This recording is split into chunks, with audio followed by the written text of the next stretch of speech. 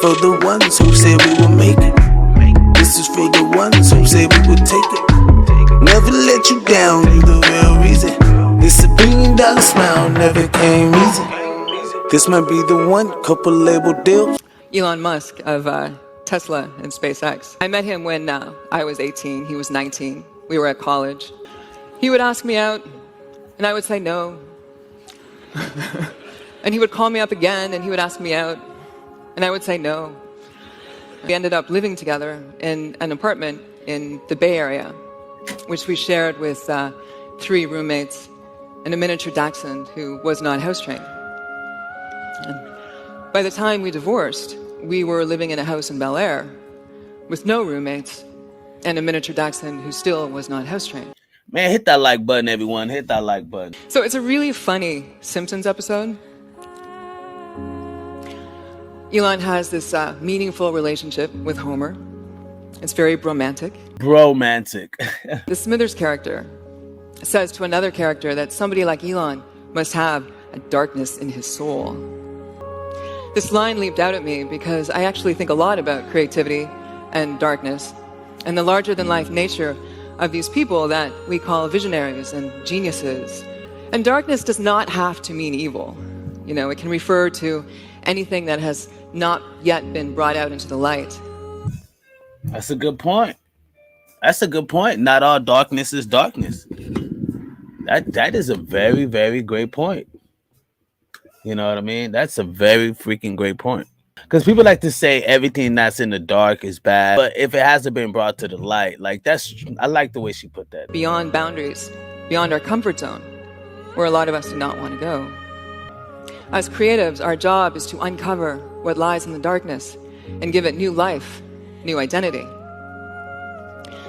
And I realize that artists and entrepreneurs are a lot alike, and that they are both obsessed with creating something out of nothing. That is true. Taking something from nothing and making it profitable. I do kind of see myself as very tribal thinking, because I'm very focused on the things to push culture forward and to push the community forward in a way that it moves on prosperity and great abilities to sustain itself throughout life. So I can see how what she's saying makes a lot of sense. Like, you got to become that way. You got to become that type of person where you can see past your normalcy around you. Pulling value from the dark.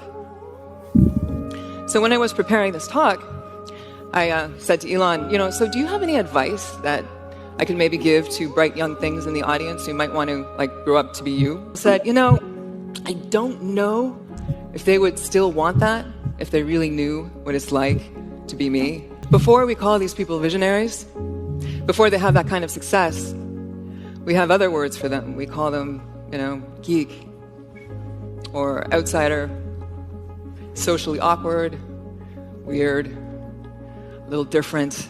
No matter of fact, I've been called white boy. How many family members have told me, you act like a white person?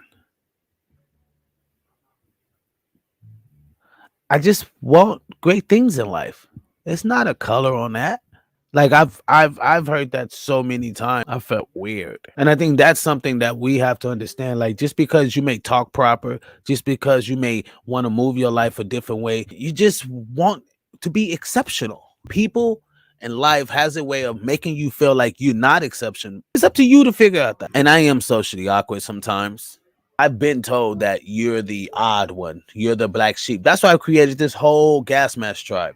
Because we're like the black sheep in the world. We're the odd ones. Changing the way we see life is really impactful. You know what I mean? That people will look at those people as weird, and all of a sudden they're the one that's making changes.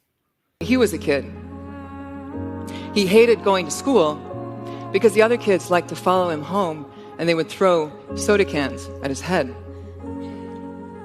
So he sought refuge in computer games, which got him into coding, which led to the creation of his first company, which he sold by the time he was in his mid-20s. So, nobody is throwing cans at him now. Facts. People just understand the value of what I'm trying to show you. To have vision without motivation is it's like having faith with no works. Literally, that's literally how life is supposed to be presented, in a way to show you how to get the best things out of life.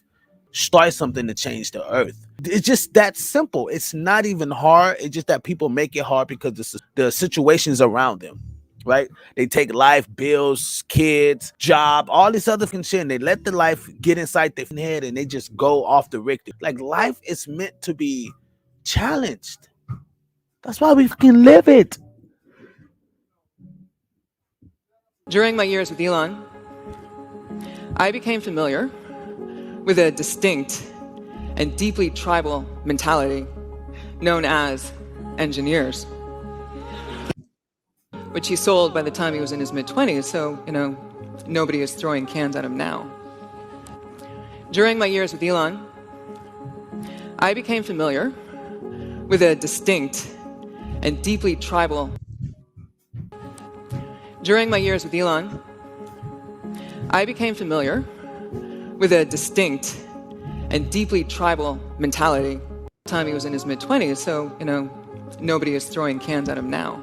Tribal mentality. During my years with Elon, tribal mentality. I became familiar with a distinct and deeply tribal mentality known as engineers. And once when my dad came to visit, I was taking him to see Elon at Elon's first company, Zip2. And we were crossing through the office park, and we saw these lanky dudes in jeans and t-shirts, and they were racing these remote-controlled contraptions around the parking lot and banging them into cars. And my dad said to me, "Oh, are these the children of the engineers?" And I said, "No, Dad, these are the engineers." And when Elon and I would travel, and we had to fill out those forms at customs that wanted to know your occupation, Elon never wrote down CEO or King of the World or Studley International Playboy. He wrote engineer. And he wore jeans and t-shirts to work. And whenever we went shopping for clothes, or later consulted with the stylist whose name was Martin, he would say, no, you don't understand. I can't look cool or hip because I have to look like an engineer. And one of the things that he told me, although I don't know if it's as true now as it was back then, was that engineers could not quite figure out why it was that the suits made the big money when it was the engineers who actually built the stuff that they were selling. And meanwhile, the suits would listen to the engineers talk, and they would have no idea what they were saying. And that's when I realized that Elon was somebody who had learned to speak both languages, and he could move between the tribes because he was an engineer in a suit, and he brought together. You guys missed it. You guys missed it. She said he could move within the tribes. He has a tribal mentality. He understood both ends of the market. He understood the engineers. He understood the suits who didn't understand the engineers. So he understood the language between the two tribes. This is something that people are not versatile in themselves in. This is something that's so important that as people, we have to look and have a vision on our life. You have to see the vision. See the vision in your life. Like, stop spending time to buy all the fucking trinkets and golds and all the other shit, right? Spend some time to understand how to move your life forward in the ways that is beneficial. Try to break generational wealth. You want to be able to give the wealth that you have to your kids, but be able to show them how to maintain that and sustain it. It just stuff like that, man.